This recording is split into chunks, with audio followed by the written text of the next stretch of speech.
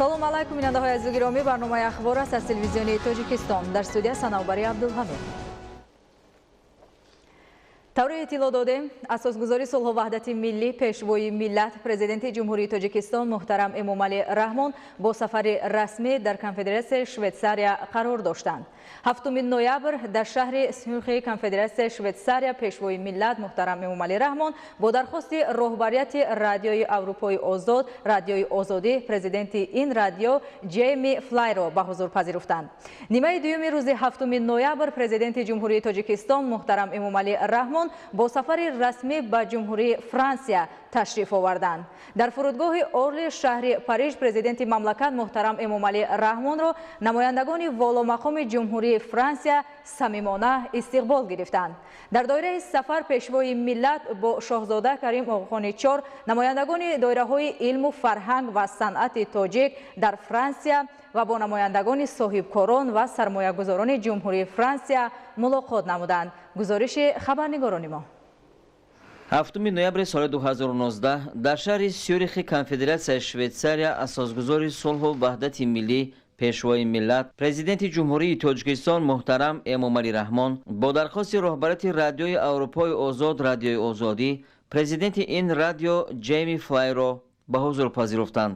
дар оғози мулоқот президенти мамлакат муҳтарам Эмомалӣ Раҳмон таъкид доштанд ки ҳукумати ҷумҳурии Тоҷикистон ба масоили озодии матбуот ва таъмини озодии сухан дар кишвар аҳамияти ҷиддӣ медиҳад ва барои фароҳам овардани фазои озод ва мӯътадил ҷиҳати фаъолияти расонаҳои хабарии маҳаллӣ ва берунӣ кӯшишҳо ба харҷ дода мешавад. аз ҷониби президенти мамлакат муҳтарам Эмомалӣ Раҳмон дар мулоқот таъкид гардид ки хабарҳо доир ба қатъи фаъолияти Радиои Озодӣ дурӯғи маҳз аст ва имрӯз дар Тоҷикистон 18 нафар кормандони он ба қайд гирифта шуданд ва озодона фаъолият мекунанд. ҳолон ки дар баъзан аз кишварҳои собиқ шӯравӣ фаъолияти Радиои Озодӣ тамоман манъ шудааст. дар кишвар беш аз 250 расонаҳои мустақили хабарии маҳаллӣ ва берунӣ аз ҷумла рӯзномаю маҷаллаҳо, радио, телевизионҳо ва агентиҳои иттилоотӣ фаъолият доранд. ҳамчунин таъкид гардид ки солҳои охир Радиои Озодӣ бештар ба ташвиқу тарғиби хабарҳои вобаста ба ҳизбу ҳаракатҳои террористӣ ки бо қарори суди олии ҷумҳурии Тоҷикистон фаъолияташон манъ шудааст, машғул аст. дар мулоқот пешвои миллат муҳтарам Эмомалӣ Раҳмон таъкид карданд ки ба ин гуна қонуншиканиҳо аз ҷониби кадом расонаҳои хабарие ки набошад новобаста аз шакли тобеияташон роҳ дода намешавад. фаъолияти ҳама гуна васоити ахбори омма бояд қатъиян дар асоси қонунҳои ҷумҳурии Тоҷикистон, бахусус дар асоси қонуни ҷумҳурии Тоҷикистон дар бораи матбуот ва дигар воситаҳои ахбори омма ба роҳ монда шавад. сарвари давлат муҳтарам Эмомалӣ Раҳмон аз роҳбарияти Радиои Аврупои Озод, Радиои Озодӣ талаб карданд ки дар доираи фаъолият дар қаламрави Тоҷикистон ҳангоми инъикоси ҳаёти сиёсӣ, иқтисодиву иҷтимоии кишвари мо ба таври воқеъбинона ва бо истифода аз афкори ҷомеаи шаҳрвандӣ мавод омода намоянд. 7 ноябри соли 2019 сафари расмии асосгузори сулҳу ваҳдати миллӣ, пешвои миллат, президенти ҷумҳурии Тоҷикистон муҳтарам Эмомалӣ Раҳмон дар ҷумҳурии Франсия оғоз гардид. дар фурудгоҳи Орли Франсия президенти мамлакат муҳтарам Эмомалӣ Раҳмонро намояндагони воломақоми ҷумҳурии Франсия самимона истиқбол гирифтанд. барои пазироии меҳмони олиқадр президенти ҷумҳурии Тоҷикистон муҳтарам Эмомалӣ Раҳмон горди фахрӣ саф ороста парчамҳои давлатии ҳарду кишвар барафрохта шуд.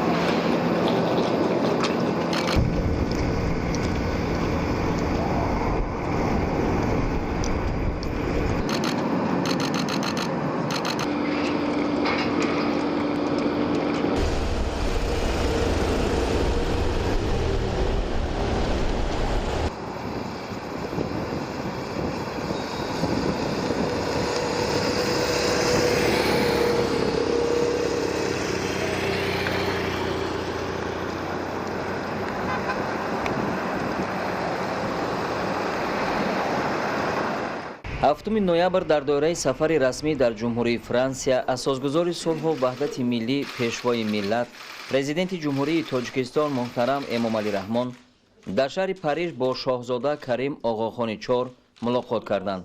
ҷонибҳо зимни суҳбати самимӣ омодагии худро барои рушду густариши минбаъдаи робитаҳо иброз намуда, масъалаҳои татбиқи лоиҳаҳо, ҳамкорӣ дар соҳаҳои иқтисодиёт, кишоварзӣ, сохтмон, рушди деҳот, маорифу тандурустӣ ва фарҳанг, ҳифзи муҳити зист ва андешидани тадбирҳоро дар самти рафъи оқибатҳои офатҳои табиӣ муҳокима карданд.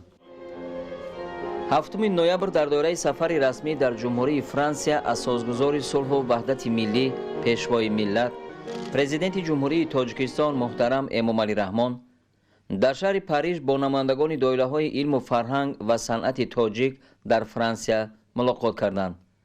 Салом, эй пешво, марди худодод, бикарди аз сари нав кишвар обод. Ҳама аҳсан, ҳама хонем таҳсин, ба он фарзона модар ки туро зод. Худохандид бар рӯят, амон бош, сарафроз одами рӯи ҷаҳон бош. Магӯ зинҳо рӯзе пир гаштам, ҳамеша пешвои тоҷикон бош. Чун дуст чеҳрахандон имрӯз Тоҷикистон, мо фахр бо шумо дорем, пайгири оли сомон. Муҳтарам асосгузори сулҳу ваҳдати миллӣ, пешвои миллат, президенти ҷумҳурии Тоҷикистон Эмомалӣ Раҳмон, аз самими қалб қудуми шуморо ба маркази илму фарҳанги Аврупо, шаҳри зебои Париж хайрамақдам мегӯем. Cher fondateur de la pays et de l'unité nationale, leader de la nation, président de la République du Tadjikistan Emomali Rahmon, nous vous souhaitons la bienvenue au Centre de sciences et culture de l'Europe, Belle Vie de Paris. Dear founder of peace and national unity, leader of the nation, the President of the Republic of Tajikistan, Emomali Rahmon, we sincerely welcome you to the center of science and culture of Europe, a beautiful city of Paris. Xush omade peshvoy millat. سلام. من ایران میگیرم.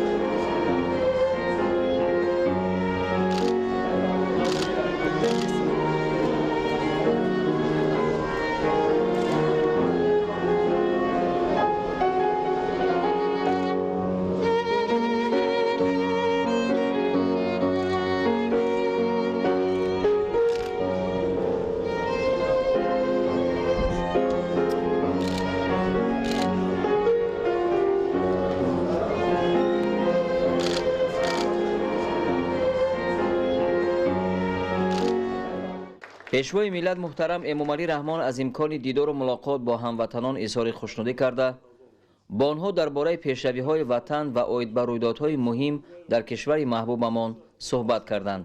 таъкид гардид, ки имсол мардуми кишвар 28-солагии истиқлолияти давлатии Тоҷикистонро ҷашн гирифта, барои истиқболи сазовори 30-солагии ин санаи муҳим талош мебарзанд. дар даврони соҳибистиқлолии кишвар дар доираи татбиқи ҳадафҳои стратегии ҳукумати ҷумҳурии Тоҷикистон ва барномаҳои давлатӣ мардуми шарафманди ҷумҳурӣ дар соҳаҳои сиёсӣ, иқтисодиву иҷтимоӣ, илмиву фарҳангӣ ва дигар бахшҳои иқтисоди миллӣ ба дастовардҳои арзанда ноил гардиданд.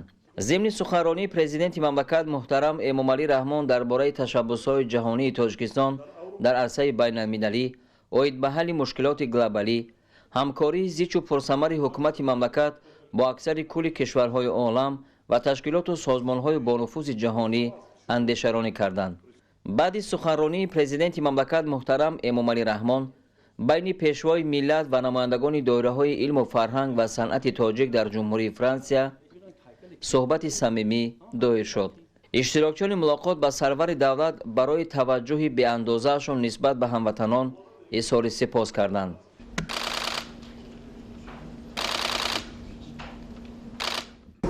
امری امینов هنرمند صلح یونسکو اکادمیک اکادمی رسومی روسیه. خوشحالم که شما را میبینم در وطن بالزاک و جوما و امیل زولا.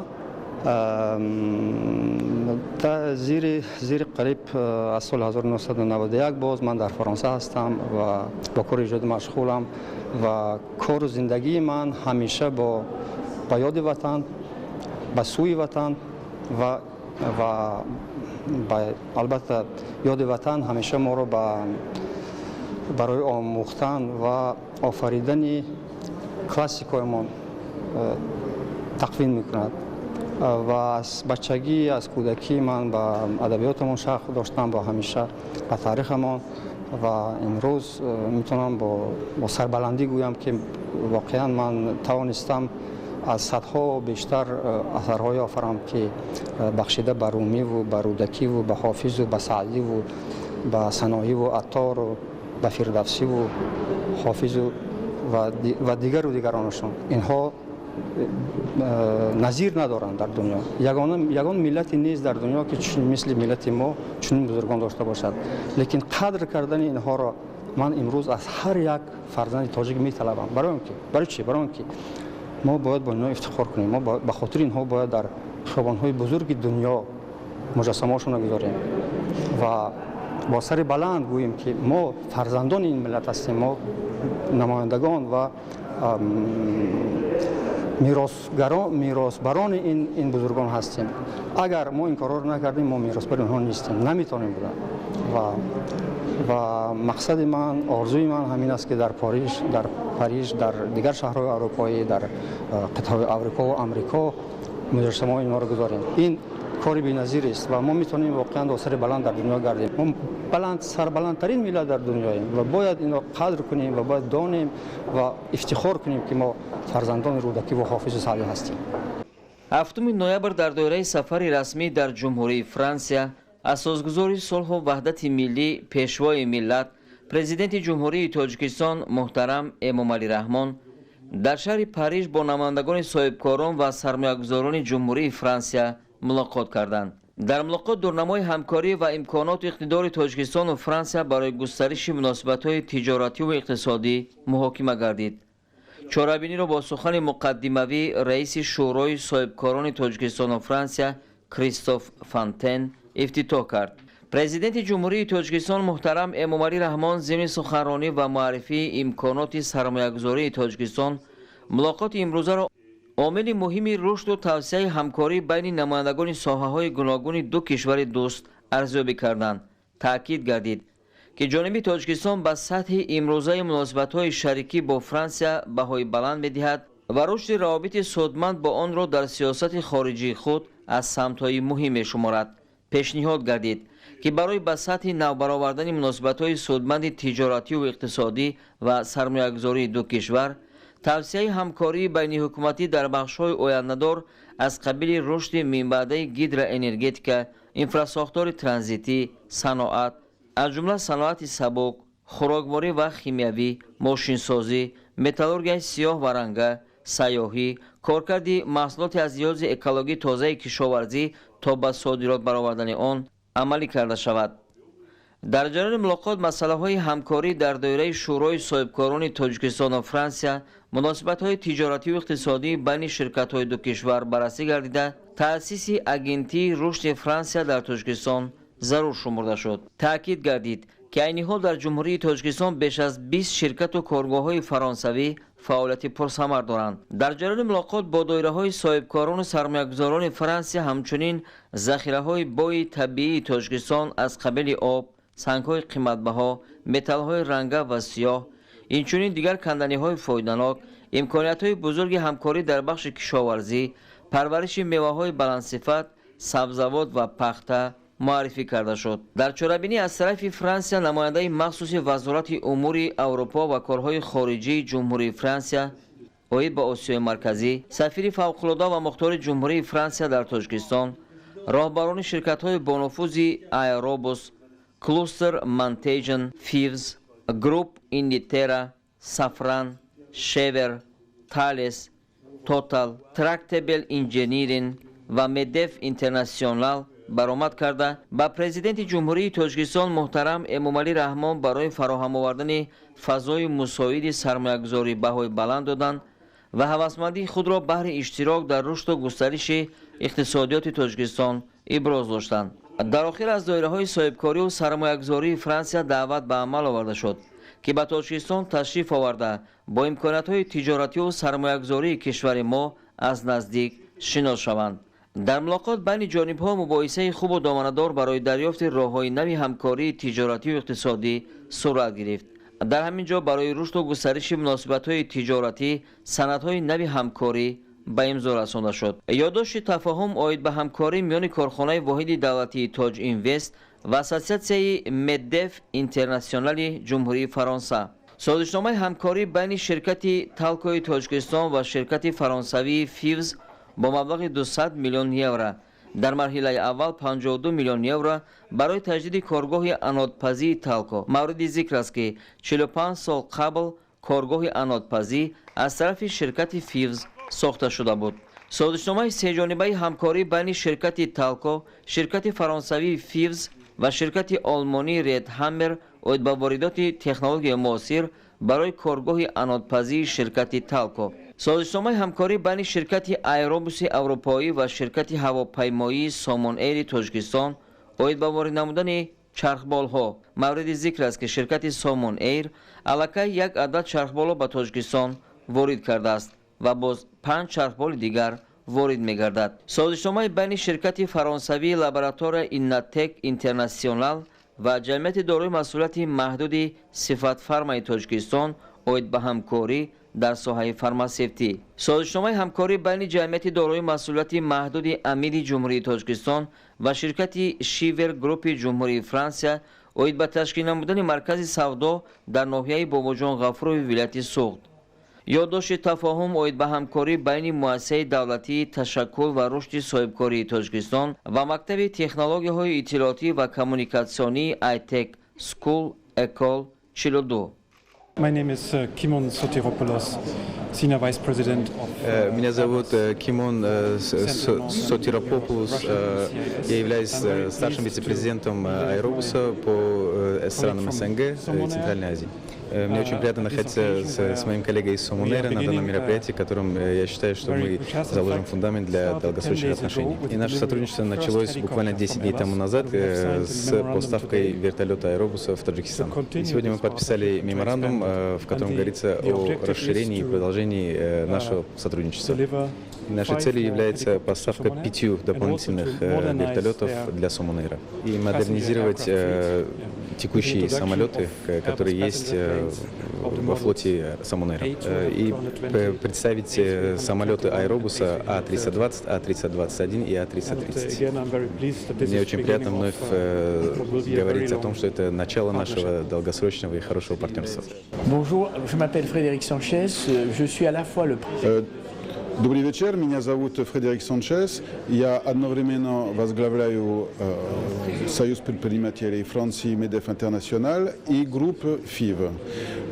Для меня большая честь принимать таджикскую делегацию в Медеф.